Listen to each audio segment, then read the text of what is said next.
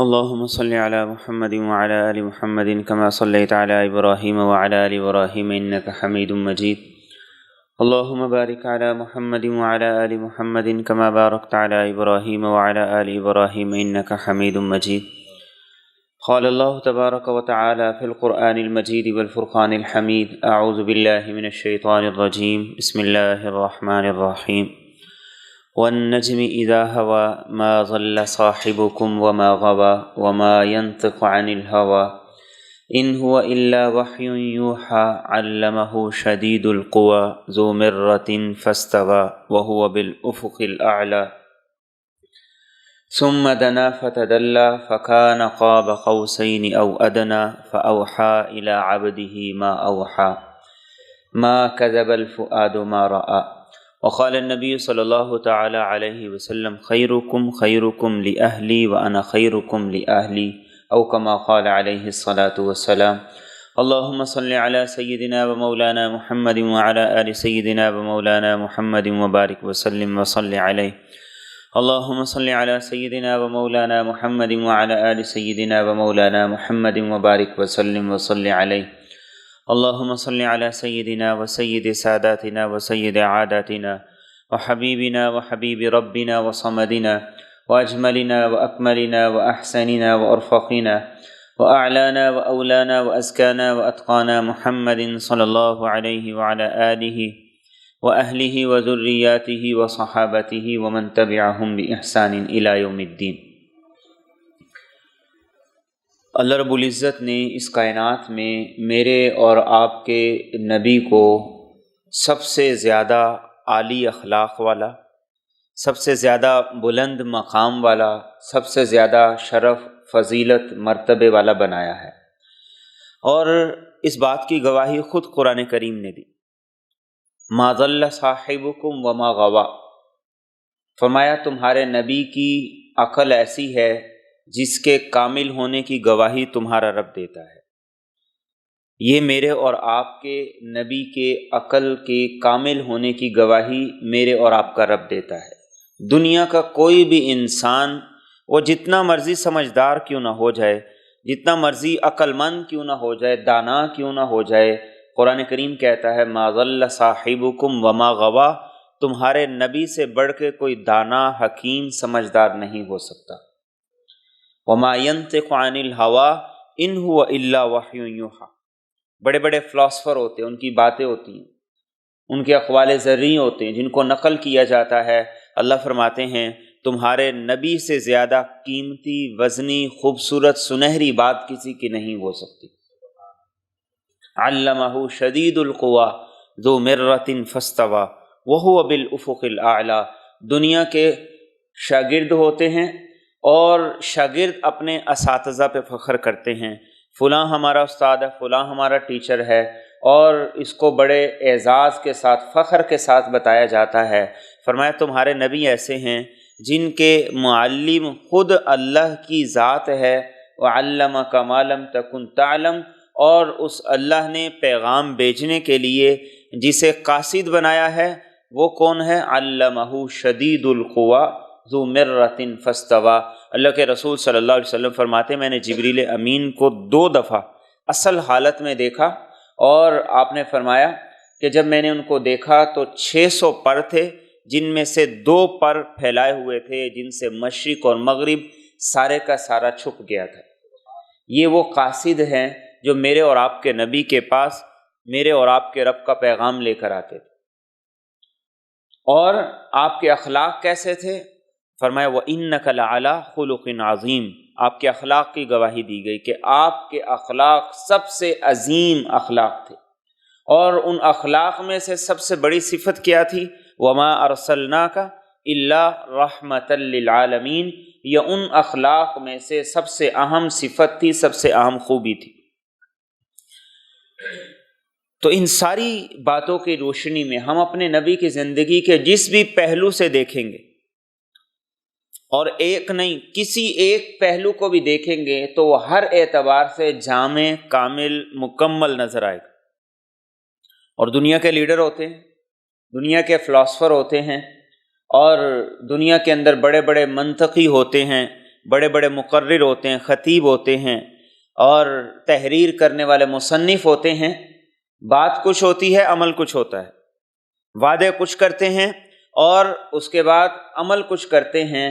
میرے اور آپ کے نبی کی ذات اور میرے اور آپ کے نبی کی زندگی کا یہ معجزہ ہے کہ آپ کی کسی بھی حدیث کو لے لے، کوئی ایک حدیث لے لے جو آپ کا دل چاہے، اور پھر اس حدیث کے مطابق آپ کا عمل دیکھیں تو آپ کا عمل 100 نہیں 120% اس کے اوپر پورا اترتا نظر آئے گا، اور ایک مرتبہ نہیں، کسی ایک وقت میں نہیں، کسی ایک حالت میں نہیں، کسی ایک دور میں نہیں، کسی ایک زمانے میں نہیں، سفر ہو یا حضر، صحت ہو یا بیماری، خوشی ہو یا غمی، میرے اور آپ کے نبی کا ہر عمل اس حدیث پہ پورا 100% فٹ بیٹھتا ہے۔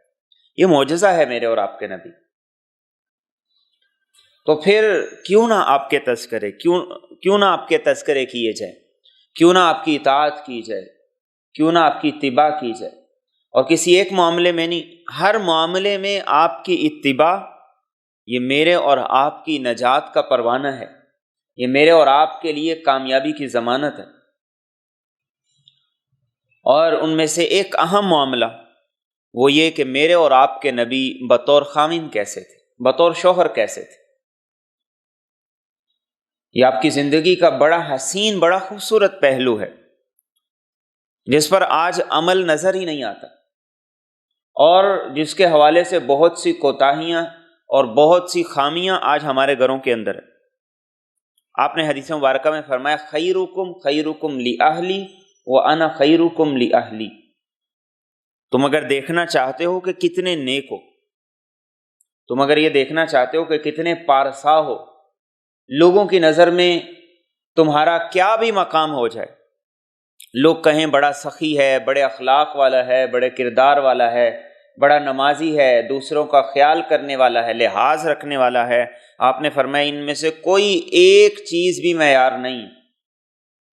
اپنی نیکی کو دیکھنا چاہتے ہو تو فرمایا کہ دیکھو اپنی بیوی کے ساتھ تمہارا سلوک کیا ہے، وہاں سے پتہ چل جائے گا کتنے نیک ہو، وہاں سے پتہ چل جائے گا کتنے دیندار ہو، وہاں سے پتہ چل جائے گا کتنے اخلاق والے ہو، کردار کیسا ہے، گفتگو کیسی ہے۔ آج ہر چیز میں ہم پروفیشنل ہو گئے، بات چیت میں، لوگوں کے ساتھ میل جول میں، میل ملاقات میں، لین دین میں، ہر معاملے میں ہم کچھ نہ کچھ چیزوں کو دیکھ رہے ہوتے، لیکن آپ نے فرمایا کہ اس ساری چیزوں کو پرکھنے کے لیے معیار کیا ہے؟ خیرکم خیرکم لأہلی، تم میں سے بہترین آدمی وہ ہے جو اپنی بیوی کے ساتھ سب سے اچھا ہے۔ اور فرمایا صرف اتنا نہیں میں تمہیں کہہ رہا ہوں، نہیں، وَأَنَا خَيْرُكُمْ لِأَهْلِي، فرمایا جتنا میں اپنی بیویوں کے ساتھ اچھا سلوک کرتا ہوں تم میں سے کوئی بھی نہیں کرتا، جتنا میں اپنی بیویوں کا خیال کرتا ہوں تم میں سے کوئی نہیں کرتا، جتنا میں اس کی ضروریات کا اور اس کے مشاعر کا اور اس کے جذبات کا خیال کرتا ہوں تم میں سے کوئی بھی نہیں کرتا۔ اور ایک حدیث میں فرمایا وَأَلْطَفُهُمْ بِأَهْلِي، جتنا میں اپنی بیویوں کے ساتھ شفقت، پیار اور محبت کا معاملہ کرتا ہوں تم میں سے کوئی بھی نہیں کرتا ہے۔ اور یہ صرف فرمایا نہیں، عمل بھی ایسا ہی تھا، زندگی بھی ایسی تھی، کبھی ایک موقع ایسا نہیں، کبھی ایک مرحلہ ایسا نہیں، ایک بول ایسا نہیں۔ اللہ کے رسول صلی اللہ علیہ وسلم کی حیات طیبہ کے اندر بیک وقت 9 ازواج مطہرات رہے، 9 ازواج مطہرات، 9 بیویاں، ایک بول ایسا نہیں پوری زندگی میں، کسی ایک کتاب میں، کسی ضعیف سے ضعیف سند کے ساتھ جو میرے نبی نے اونچی آواز سے ازواج مطہرات کے سامنے بولا ہو، ایک بول، ایک جملہ، ایک بات پوری زندگی میں، صرف اس ایک چیز کو لے کر میں اور آپ اپنے گھر کی زندگی کو دیکھ لیں، جائزہ لے لیں، پرکھ لیں۔ آفس میں جہاں کام کرتے ہیں نگاہیں بھی نیچی رہتی ہیں، آواز بھی پست رہتی۔ لین دین کے معاملات میں جس سے لینا ہوتا ہے اسے ہم جھگڑتے نہیں، ہم کہتے ہیں جھگڑا کیا تو پیسے نہیں ملیں گے، لڑائی کرنے کے بعد نہیں پیسے ملیں گے، پیسے لینے کے لیے چاپلوسی کرو، اچھے اچھے القابات سے بلاؤ، اچھے طریقے سے گفتگو کرو، پھر ہی کام بنے گا، ورنہ کام نہیں چلے گا۔ اور گھر میں چیخنا چلانا تو ایک معمول روٹین کی بات ہے، اور وہ بھی بلا وجہ۔ پیسے کسی نے نہیں دیے، غصہ گھر آ کے اتار دی، موڈ کسی اور کی وجہ سے آف ہے اور وہ سارے کا سارا غصہ آ کے گھر بچوں پہ بیوی پہ اتار دی۔ میرے اور آپ کے نبی کے اخلاق ایسے عالی تھے کہ آپ نے زندگی میں ایک جملہ بھی ازواج مطہرات کے سامنے اونچی آواز سے نہیں بولے۔ ہاں، اس کے برعکس ضرور ملتا ہے، اس کے برعکس ضرور ملتا ہے۔ حضرت عمر فاروق رضی اللہ تعالیٰ عنہ وہ کہتے ہیں ایک دفعہ کوئی بات چیت ہو رہی تھی میری بیوی کے درمیان، تو میری بیوی نے کہا کہ ایسے نہیں ایسے کر لو، تو میں نے اسے کہا کہ تمہیں اس معاملے میں جس کا تم سے تعلق نہیں ہے، لنک نہیں ہے، دلچسپی نہیں ہے، تمہیں اس میں رائے دینے کی ضرورت نہیں ہے۔ تو میری بیوی نے کہا کہ مجھے تو کہہ رہے ہو لیکن اپنی بیٹی کا پتہ ہے۔ حضرت حفصہ رضی اللہ تعالیٰ عنہ کی طرف اشارہ ہے، امہات المومنین میں سے تھی، کہ وہ اللہ کے رسول صلی اللہ علیہ وسلم کے سامنے اونچی آواز سے بات بھی کرتی ہیں، اور بسا اوقات ایسا بھی ہوتا ہے کہ آپ پورا پورا دن ان سے ناراض بھی رہتے ہیں۔ تو میں نے کہا اچھا ایسا بھی ہوتا ہے؟ گھر سے نکلے سیدھا حضرت حفصہ کے پاس، پوچھا کہ بتاؤ تم اللہ کے رسول صلی اللہ علیہ وسلم کے سامنے اونچی آواز سے بات کرتے ہو؟ انہوں نے کہا ہاں بالکل کرتی۔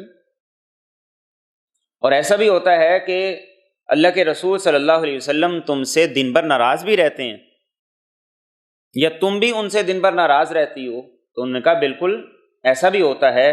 تو حضرت عمر رضی اللہ تعالیٰ عنہ نے فرمایا کہ اپنی جان کی دشمنوں، تمہیں اس بات سے ڈر نہیں لگتا کہ اللہ اور اس کے رسول کا غضب تم پہ آ جائے؟ فرماتے ہیں میں پھر اس کے بعد ام سلمہ کے پاس گیا، کیونکہ رشتہ داری بھی تھی، ان سے جا کے پوچھا کہ کیا ایسا ہوتا ہے کہ تم اونچی آواز سے اللہ کے رسول سے بات کرتی ہو؟ انہوں نے کہا بالکل کرتی، اور اللہ کے رسول صلی اللہ علیہ وسلم سے دن بھر ناراض بھی رہتی ہو؟ انہوں نے کہا بالکل رہتی۔ ایک اور زوجہ مطہرہ تھی، ان سے جب حضرت عمر رضی اللہ تعالیٰ عنہ نے بات کرنے کی کوشش کی تو انہوں نے کہا کہ عمر تم اپنے گھر کے معاملے اپنے گھر تک رکھو، اب کیا تم ہمارے گھروں کے معاملے میں بھی دخل اندازی کرو گے؟ جب اللہ کے رسول صلی اللہ علیہ وسلم ہمارے نخرے برداشت کر لیتے ہیں تو پھر تمہیں اعتراض کرنے کی ضرورت ہی نہیں۔ تو ازواج مطہرات اللہ کے رسول صلی اللہ علیہ وسلم کے سامنے اونچی بول لیتی تھی اور آپ برداشت بھی کر لیتے۔ اور یہ میرے اور آپ کے رب کی طرف سے یہ تعلیمات تھی، یہ مجھے اور آپ کو سمجھایا جا رہا۔ ویسے حکم کیا ہے؟ ادب رسالت کا تقاضا کیا ہے؟ لا ترفعوا اصواتکم فوق صوت النبی ولا تجہروا له بالقول کجہر بعضکم لبعض ان تحبط اعمالکم وانتم لا تشعرون۔ فرمایا اے ایمان والو، نبی کی آواز سے تمہاری آواز بلند نہیں ہونی چاہیے، جیسے آپس میں ایک دوسرے کو اونچی اونچی بلا کے پکار کے چیخ چلا کے بات کرتے ہو، نبی کا ادب یہ ہے کہ اس کے سامنے ایسے نہیں بولنا، ورنہ کیا ہوگا؟ ان تحبط اعمالکم وانتم لا تشعرون، زندگی بھر کی نیکیوں کو اللہ برباد کر دے گا اور تمہیں احساس بھی نہیں ہوگا۔ یہ تھا عام زندگی کا قانون اور ضابطہ، لیکن بطور بیوی ازواج مطہرات کو یہ قانون ضابطہ نہیں بتایا گیا۔ یہ کس لیے؟ یہ اس لیے تاکہ یہ بتایا جائے کہ مرد وہی مرد ہوتا ہے جو بیوی کی اونچی آواز تو سن لے، اپنی آواز کو اس کے سامنے پست رکھے۔ جسے اگر مردانگی دکھانی ہے تو گھر سے باہر دکھا دے، بیوی کے سامنے نہیں، بچوں کے سامنے نہیں۔ تو یہ میرے اور آپ کے نبی کے اخلاق کا ایک پہلو تھا، اور اس پہلو کے اعتبار سے ہم دیکھیں بیوی بچوں کے ساتھ گالی گلوچ کتنی عام ہے، ہم اس بات کی پرواہ ہی نہیں کرتے۔ اور اس سے بھی بڑھ کر بلند آواز سے گفتگو تو اس سے کہیں دور آتی ہے۔ اللہ کے رسول صلی اللہ علیہ وسلم ازواج مطہرات کو جب مخاطب کرتے تھے، جب پکارتے تھے، تو آپ بڑے پیار سے، بڑے محبت سے انہیں پکارتے تھے۔ حضرت عائشہ رضی اللہ تعالیٰ عنہ فرماتی ہیں کہ آپ جب مجھے پکارتے تو آپ کہتے یا عائش، یا عائش۔ عربوں کے ہاں نام کو آدھا کر کے بلانا بڑے پیار اور محبت کے اظہار کا ایک طریقہ ہوتا تھا۔ اور آپ صلی اللہ علیہ وسلم کی عمر کیا تھی؟ تقریباً 54-55 سال، جب حضرت عائشہ رضی اللہ تعالیٰ عنہا سے رخصتی ہوئی۔ تو آپ کا ان کے ساتھ اظہار محبت کا طریقہ یہ تھا۔ اور کبھی آپ یوں مخاطب کرتے یا حمیرہ، اے حمیرہ، اے سرخ رنگ والی، اے خوبصورت، تجھے میں مخاطب کرتا ہوں، تجھے میں بلاتا ہوں۔ نام لے کے نہیں بھی بلا، نام لے کے بھی نہیں مخاطب کرتے تھے۔ یہ میرے اور آپ کے نبی کے گھر کا معمول تھا، گھر کی روٹین تھی۔ اور پھر آپ ازواج مطہرات اگر وہ کبھی ناراض ہو جاتی، کسی بات پر ناراضگی کا اظہار کرتی، تو آپ خود آگے بڑھ کے ان سے بات چیت کیا کرتے تھے۔ ایک موقع پہ آپ نے حضرت عائشہ رضی اللہ تعالیٰ عنہ سے کہا کہ مجھے پتہ چل جاتا ہے جب تم ناراض ہوتی ہو اور جب تم مجھ سے راضی ہوتی۔ انہوں نے پوچھا وہ کیسے پتہ چلتا ہے کہ میں ناراض ہوں یا میں راضی ہوں؟ تو آپ نے فرمایا کہ جب تم ناراض ہوتی ہو اور کلام اور گفتگو کرتے ہوئے، بات چیت کرتے ہوئے جب تم قسم کھاتی ہو تو تم کہتی ہو لا ورب ابراہیم، ابراہیم کے رب کی قسم، معاملہ ایسے ہے، بات ایسے ہے، حقیقت ایسے ہے۔ اور فرمایا جب تم مجھ سے راضی ہوتی ہو تو تم کہتی ہو رب محمد کی قسم، بات ایسے نہیں ایسے ہے۔ حضرت عائشہ رضی اللہ تعالیٰ عنہ نے بھی بڑا خوبصورت جواب دیا، فرمایا یا رسول اللہ صلی اللہ علیہ وسلم، آپ سے ناراض ہوتی ہوں، آپ کو چھوڑ کے نہیں جاتی، صرف آپ کے نام کی جگہ ابراہیم کا نام لیتی۔ یہ بھی بتا دیا کہ بیوی اگر اسے ناراض ہونا ہے تو گھر کی چھت کے نیچے رہ کے ناراض ہو۔ ہمارے ہاں کیا ہے، روٹین بن گئی، معمول بن گیا، تھوڑی سی بات ہوگی، تھوڑا سا جھگڑا ہوا، بھائی کو فون کیا، باپ کو فون کیا، نکل گئے گھر سے۔ خاوند کو غصہ آیا تو اس نے پکڑا اور جا کے چھوڑا ہے۔ تو یہ بتا دیا ناراضگی کا طریقہ بھی یہی ہے، گھر کی چھت کے نیچے رہ کے ناراضگی کا اظہار کرو۔ یہ ناراضگی وقتی ہوگی، ختم ہو جائے گی۔ جو عورت گھر چھوڑ کے چلی جائے گی یا خاوند اسے دوسرے گھر میں چھوڑ کے آ جائے گا تو وہ لڑائی کم ہونے کی بجائے بڑھے گی، اور عین ممکن ہے کہ وہ طلاق تک بھی چلی جائے، نوبت یہاں تک آ جائے۔ تو دونوں طرفہ معاملہ اس کی تربیت کی ضرورت ہے، مجھے بھی اور آپ کو بھی، ہمیں بھی اور ہماری بیویوں کو بھی۔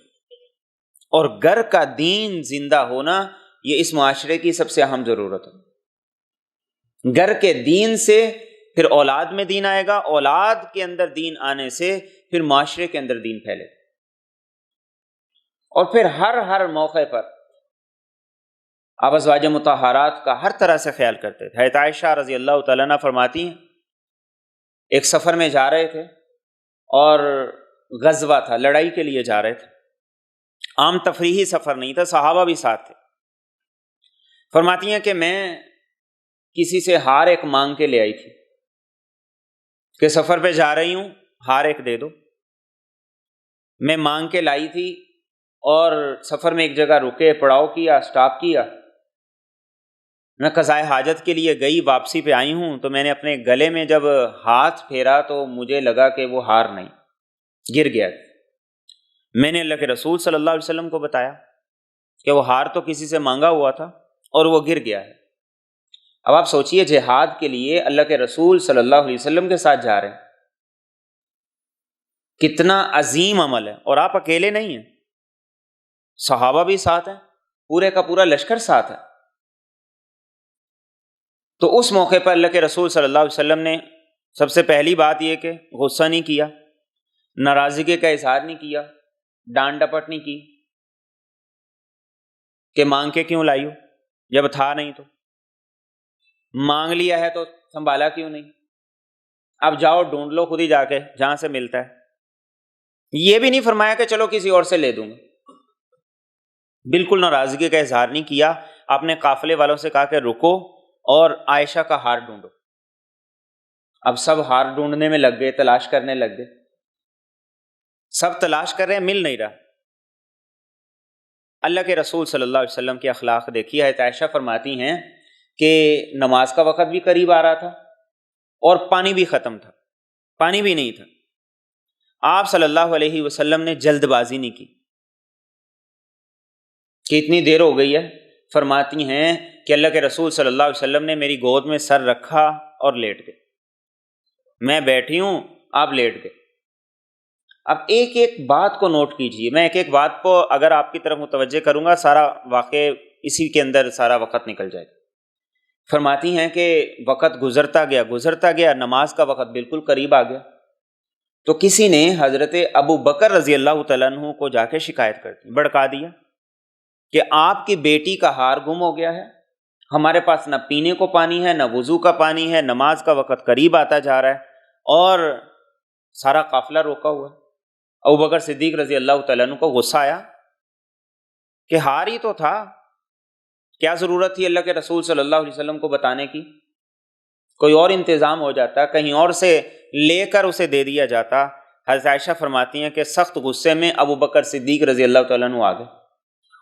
اب اللہ کے رسول صلی اللہ علیہ وسلم میری گود میں سر رکھ کے لیٹے ہوئے ہیں اور آرام فرما رہے ہیں، میں بیٹھی ہوئی۔ ابو بکر صدیق رضی اللہ تعالیٰ عنہ سخت غصے میں آئے اور میری کوکھ میں مکے مارنے شروع کر دیے، بول نہیں رہے تھے کچھ، بس اشارے سے کہہ رہے تھے کہ تم نے یہ کیا کیا۔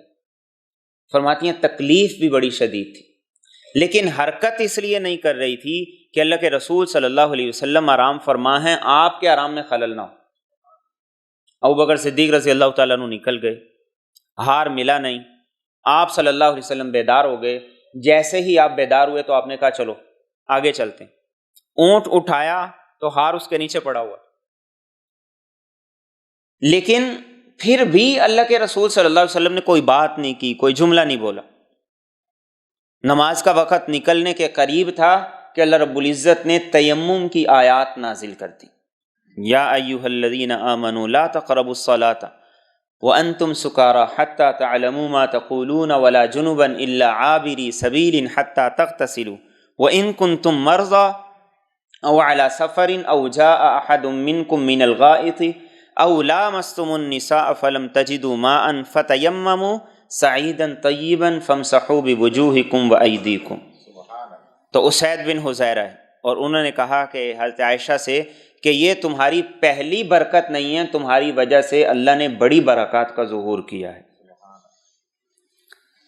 تو یہ میرے اور آپ کے نبی کا معمول تھا ازواج مطہرات کے ساتھ، اور صرف اس موقع پہ نہیں، آپ پر ازواج مطہرات کے ساتھ عدل و انصاف کرنا فرض نہیں تھا، لازم نہیں تھا۔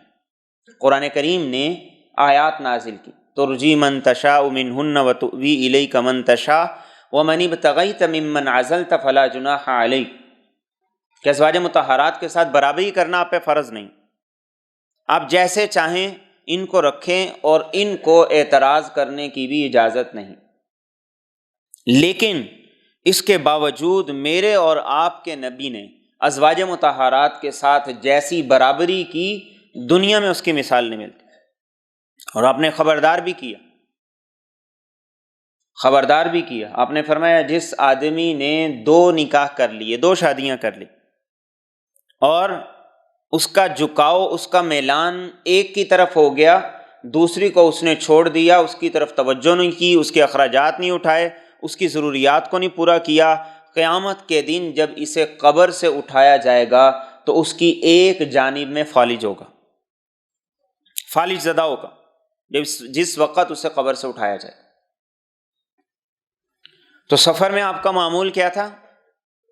آپ کو اختیار تھا، جسے چاہے لے جاتے، لیکن آپ قرآن اندازی کرتے، جس کا نام نکل آتا اسے ساتھ لے کے جاتے، اور دوران سفر پھر ہر اعتبار سے خیال رکھتے تھے۔ ایک مرتبہ آپ سفر میں تھے، ازواج مطہرات میں سے حضرت صفیہ رضی اللہ تعالیٰ عنہ، وہ جس اونٹ پر سوار تھی وہ کافی پیچھے رہ گئے۔ آپ صلی اللہ علیہ وسلم ان کے انتظار میں ٹھہر گئے۔ جب وہ آئیں تو انہوں نے ناراضگی کا اظہار کرتے ہوئے روتے ہوئے کہا، یا رسول اللہ صلی اللہ علیہ وسلم، مجھے ایسے اونٹ پہ بٹھا دیا جو چلتا نہیں ہے اور جو سب سے پیچھے اور سب سے سلو، سب سے آہستہ چل، اس لیے میں سب سے تاخیر سے پہنچی ہوں۔ میرے اور آپ کے نبی نے بالکل غصے کا اظہار نہیں کیا، آپ نے اپنے دونوں مبارک ہاتھوں سے ان کے آنسوؤں کو صاف کیا اور فرمایا کوئی بات نہیں، پہنچ تو گئی ہو چاہے تاخیر سے پہنچے۔ حج کے سفر میں حضرت عائشہ رضی اللہ تعالیٰ عنہ ابھی حج کے اعمال شروع نہیں ہوئے تھے، انہیں ماہواری شروع ہو گئی، رونے لگ گئیں کہ آگے حج ہے، اتنا بڑا فریضہ ہے، اللہ نے موقع دیا ہے۔ تو آپ صلی اللہ علیہ وسلم نے کہا کوئی بات نہیں، رونے کی کوئی وجہ نہیں۔ آپ نے فرمایا جیسے باقی سارے کے سارے اعمال ہو رہے ہیں ویسے عمل کرو، لیکن طواف نہیں کرو۔ اب حج پورا ہو گیا، سارے کے سارے جانے لگے، سارا قافلہ، سارے صحابہ تیار ہو گئے واپسی کے لیے۔ تو حضرت عائشہ نے کہا یا رسول اللہ صلی اللہ علیہ وسلم، سارے لوگ دو دو نیکیاں لے کے جائیں۔ آ کے انہوں نے عمرہ کیا پھر حج کیا، اور میں نے تو صرف حج کیا ہے، میں نے تو عمرہ نہیں کیا، تو سب لوگ دو دو نیکیاں لے کے جائیں، میں ایک نیکی لے کے جاؤں؟ میں تو ایسے نہیں جاؤں گی۔ اب آپ دیکھیے کہ اللہ کے رسول صلی اللہ علیہ وسلم مسئلہ یہ بتا سکتے تھے کہ عذر تھا، مجبوری تھی، تمہیں اجر مل گیا، اور سب کے جانے کا وقت ہے، تمہیں بھی جانا ہی چاہیے۔ آپ نے فرمایا کہ نہیں، ایسی کوئی بات نہیں آپ نے فرمائی۔ آپ نے اس موقع پر حضرت عائشہ کے بھائی عبد الرحمن سے کہا کہ جاؤ انہیں تنعیم لے جاؤ، وہاں سے احرام باندھ کر عمرہ کر لو۔ ان کے عمرہ کرنے کا انتظار کیا، اور اس کے بعد اللہ کے رسول صلی اللہ علیہ وسلم سارے قافلے کے ساتھ واپس ہوئے، اور اس وقت سے آج تک یہ سنت ہمیشہ کے لیے جاری ہو گئی کہ اگر کسی نے دوبارہ عمرہ کرنا ہے تو وہ مسجد عائشہ جائے۔ آج اس کا نام بھی مسجد عائشہ ہے، ویسے اس کا نام ہے تنعیم، تو وہ مسجد عائشہ جائے، وہاں سے عمرے کا احرام باندھے اور عمرہ کر لے۔ اور یہ نام، یہ اس بات کی ہمیں یاد دہانی کرواتا ہے، ہر آدمی کو یاد دہانی کرواتا ہے کہ اس کا نام مسجد عائشہ کیوں رکھا گیا، کہ ایک عورت کی وجہ سے، بیوی کی وجہ سے پہلے تیمم کی آیت آئی، اور بیوی سے حسن سلوک کا تقاضا تھا کہ میرے اور آپ کے نبی کو اللہ رب العزت نے بتایا کہ تنعیم سے احرام باندھ کے عمرہ کر لو، جتنا یہاں سے اجر و ثواب ملے گا، کہیں سے بھی احرام باندھ کے عمرہ کرو گے وہاں سے بھی اتنا ہی اجر و ثواب ملے گا۔ قیامت تک کے انسانوں کے لیے سنت بنا تھی۔ تو یہ میرے اور آپ کے نبی کا ازواج مطہرات کے ساتھ رویہ تھا، سلوک تھا، اور یہ اس کا پورا مصداق ہے، وہ انا خیرکم لاہلی، جتنا حسن سلوک میں اپنی بیوی کے ساتھ کرتا ہوں، میں اپنے گھر والوں کے ساتھ کرتا ہوں، تم میں سے کوئی بھی نہیں کرتا۔ اور معمول کیا تھا، روٹین کیا تھی؟ روٹین یہ تھی کہ جس وقت آپ فجر کی نماز ادا کرتے تو مسجد میں تشریف فرما ہوتے، اشراق تک بیٹھتے، اور اشراق کے بعد ازواج مطہرات میں سے سب کے گھروں میں جاتے، ایک ایک کر کے، ایک کے گھر میں جاتے، اسے سلام کرتے، اس کے لیے دعا کرتے، پھر دوسری کے گھر، پھر تیسری کے گھر، اس طرح سب کے گھر چکر لگاتے۔ اور پھر جب دن کا اختتام ہوتا تو ازواج مطہرات میں سے ہر ایک کے گھر جاتے، عصر کے بعد عصر کی نماز پڑھتے، ہر ایک کے گھر جاتے، اور صرف چکر نہیں لگاتے تھے، آپ چکر بھی لگاتے تھے، اور ہر زوجہ مطہرہ کو بوسہ دے کے گھر سے نکلتے تھے، اور آخر میں اس زوجہ کے گھر جایا کرتے تھے جن کے گھر رات رہنا ہوتی تھی۔ یہ میرے اور آپ کے نبی کا ازواج مطہرات کے ساتھ سلوک تھا۔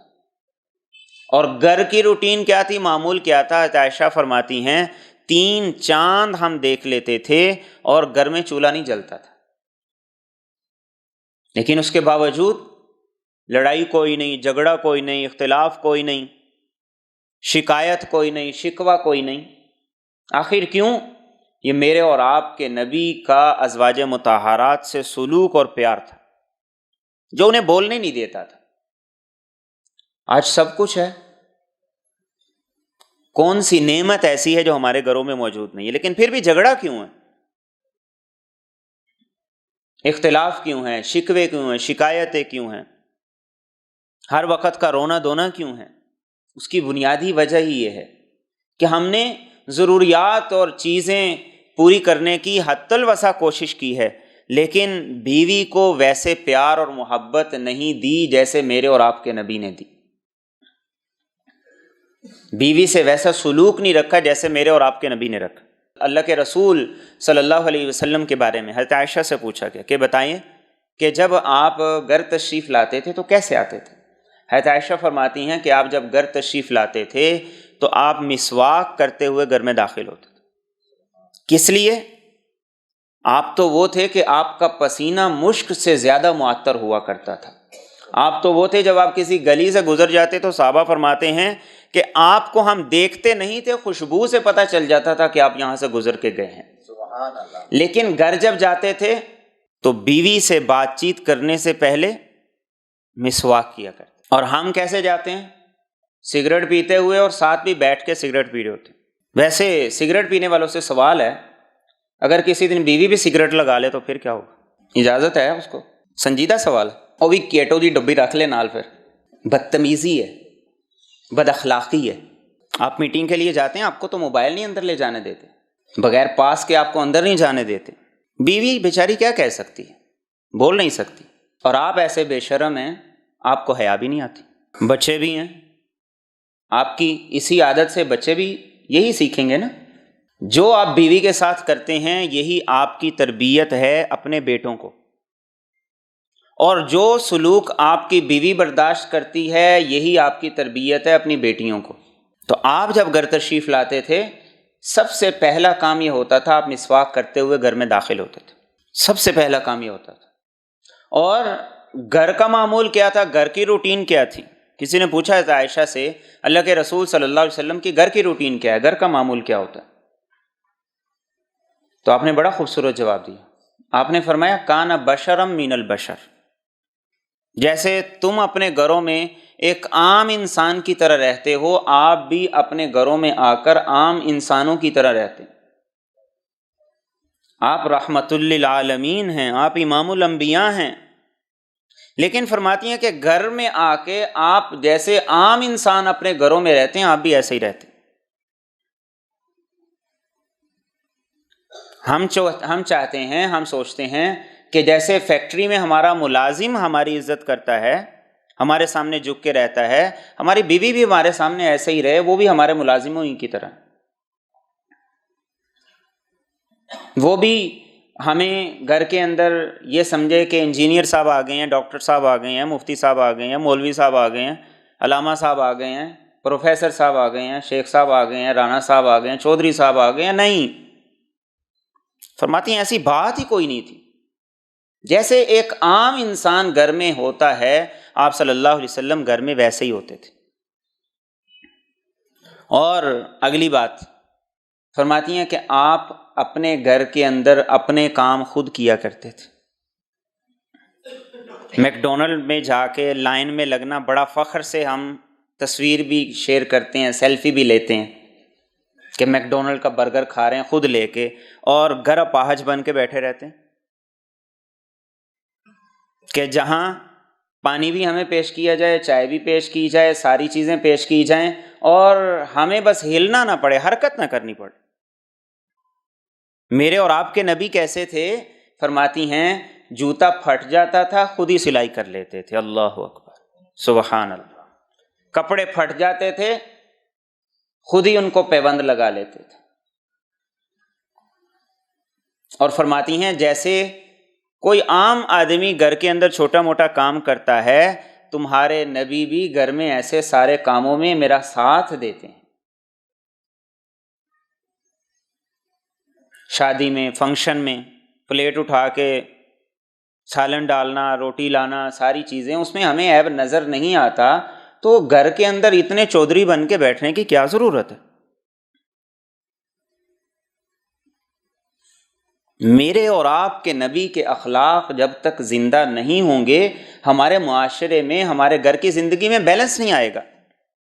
ایک عورت بیچاری صبح اٹھتی ہے، اس نے پہلے بچوں کو تیار کرنا ہے، ان کا یونیفارم دیکھنا ہے، ان کا ناشتہ بنانا ہے، ناشتے سے فارغ نہیں ہوتی، دوپہر کا شروع ہو جاتا ہے، دوپہر سے فارغ نہیں ہوتی، چائے کا شروع ہو جاتا ہے، چائے سے فارغ نہیں ہوتی، شام کا شروع ہو جاتا ہے، 2-3 کام والیوں کے ساتھ اس نے کھپنا ہے، تو اس کا دماغ کہاں سے فریش رہے گا؟ وہ بچوں پہ چیخے گی، چلائے گی، وہ ساری کے ساری چیزوں کے ساتھ دین کے لیے، قرآن کے لیے، نماز کے لیے ایک لمحہ نہیں نکال سکتی۔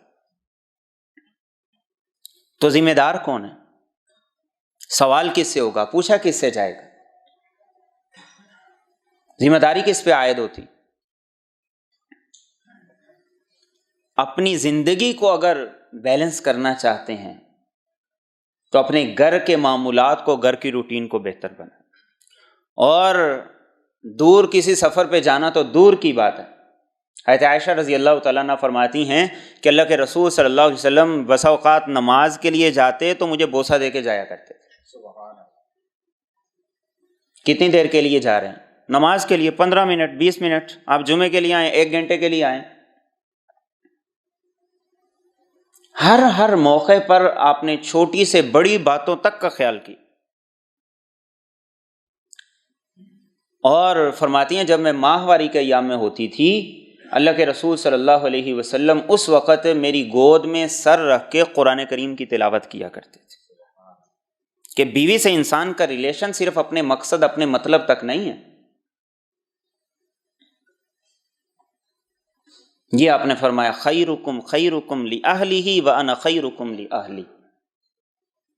بہترین نیک آدمی، پارسا، با اخلاق وہی ہے جو بیوی کے ساتھ با اخلاق، پارسا، نیک ہے۔ جو گھر میں پارسا، نیک، با اخلاق نہیں ہے، وہ باہر جیسا مرضی ہو جائے، اس کی کوئی نیکی کسی کام کی نہیں ہے۔ وہ سب کا سب ڈونگ ہے، ڈرامہ ہے، ایکٹنگ ہے، وہ پروفیشنلزم ہے، اس سے زیادہ کچھ بھی نہیں۔ تو اپنے گھر کی زندگی کو اپنے نبی کی زندگی کے مطابق لائیں، اپنے گھر کی روٹین کو اپنے نبی کی روٹین کے مطابق لائیں گے تو زندگی میں بیلنس بھی آئے گا، خوشی بھی ہوگی، راحت بھی ہوگی، ورنہ اس تناؤ، اس ڈپریشن کے ساتھ ہی زندگی چلتی رہے گی جیسے چل رہی ہے۔